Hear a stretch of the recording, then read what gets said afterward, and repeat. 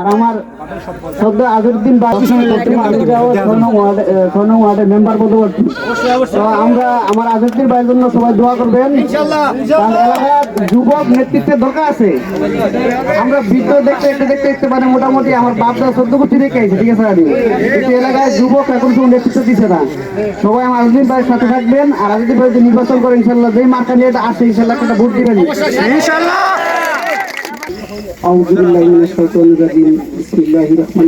আসলে আমরা খেলা দেখতে আছি, অনেক সুন্দর খেলা হয়েছে।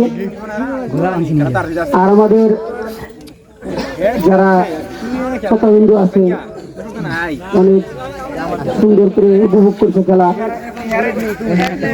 আর আসলে আমি ছোট মানুষ, সামনে আসলে